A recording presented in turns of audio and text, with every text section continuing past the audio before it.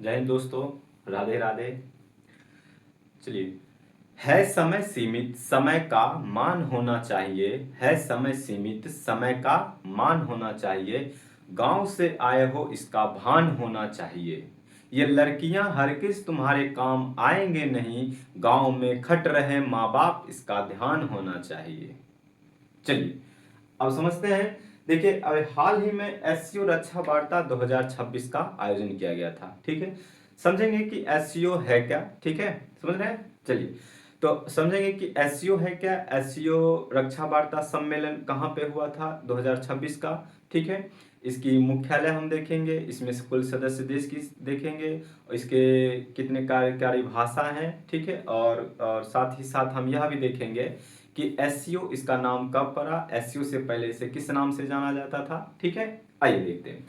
तो हाल ही में एससीओ रक्षा वार्ता सम्मेलन 2026 का आयोजन किया गया था। 28 अप्रैल 2026 का इसका आयोजन हुआ था।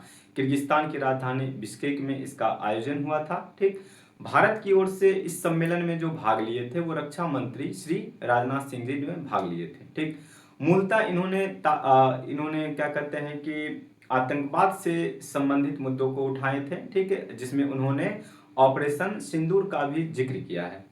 आगे देखिए, अब यहां सवाल बनता है कि एससीओ है क्या। तो एससीओ जो है वो एक अस्थाई अंतर सरकारी अंतरराष्ट्रीय यूरेशियाई संगठन है। कहने का मतलब यूरेशियाई संगठन क्यों? क्योंकि यूरेशियाई संगठन में दो देश आते हैं, दो महाद्वीप आते हैं, एक एशिया और यूरोप। एशिया और यूरोप के देश शामिल है, इसलिए इसे कहा जाता है यूरेशियाई संगठन।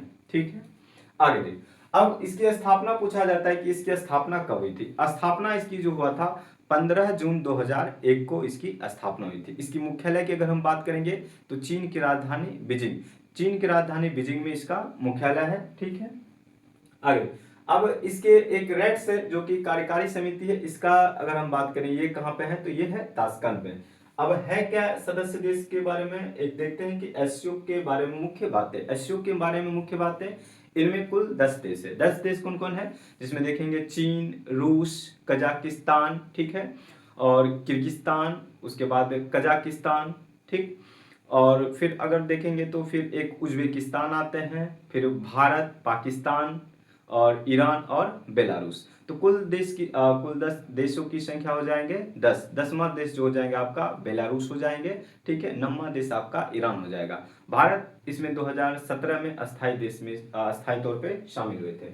अब सवाल आते हैं कि इसका उद्देश्य क्या है। ये क्षेत्र में शांति, सुरक्षा और स्थिरता को बनाए रखता है तथा आपसी विश्वास और व्यापार को बढ़ावा देते हैं। ठीक है, आगे देखिए, उत्पत्ति की अगर हम बात करेंगे तो इसकी जो उत्पत्ति हुई थी वो 1996 में संघाई 5 के नाम से इसकी स्थापना की गई थी। संघाई 5 के नाम से इसलिए क्योंकि इसमें 5 सदस्य देश थे। ठीक है, जिसमें चीन, रूस, कजाकिस्तान और किर्गिस्तान और एक आता है ताजिकिस्तान। ठीक है, तो इनमें देश की संख्या देखेंगे तो 5। इन्हें सोवियत गणराज्य कहा जाता था, जिसमें रूस, कजाकिस्तान, किर्गिस्तान, ताजिकिस्तान को सोवियत गणराज्य।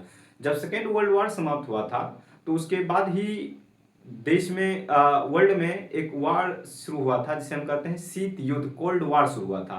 और 1991 में जो इसे हम सोवियत गणराज्य कहते हैं या यूएसएसआर कहते हैं या 15 देशों में टूट गया था, उसी का यह भाग है। ठीक है, जिसमें सबसे बड़ा देश रूस आता है। तो अब 2001 में क्या होता है कि उज्बेकिस्तान इसमें शामिल होता है, जिसे संघाई 5 के स्थान पे अब इसका नाम हो जाएगा एससीओ। बात समझ में आई। चलिए आगे देखते हैं।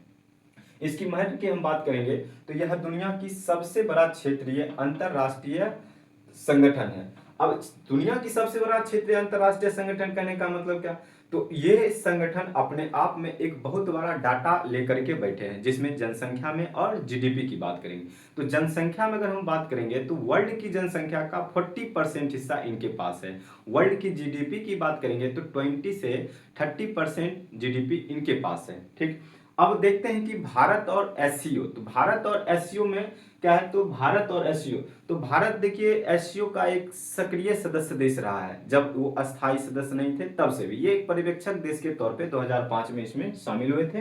पर्यवेक्षक देश वैसे देश को कहते हैं जो सम्मेलन में भाग लेते हैं लेकिन उस पर जो वोटिंग होता है वो वोटिंग नहीं करते हैं। ठीक, अब भारत जो है इसमें अस्थायी तौर पे जो शामिल हुए थे वो 2017 में शामिल हुए थे। और इसके साथ ही आप देखेंगे कंगालिस्तान, जिसे हम कहते हैं पाकिस्तान, जिसे पापी पाकिस्तान भी कहते हैं, ठीक है। तो पापी पाकिस्तान भी 2017 में ही शामिल हुए थे, ठीक है। आगे देखिए, अब इनके बारे में एक सवाल यह बनता है कि इनकी कार्यकारी भाषा क्या है। इनकी मूलतः दो कार्यकारी भाषा है, एक चाइनीज भाषा, एक चीनी, और एक आपका रशियन भाषा है, ठीक है। Thank you all of you.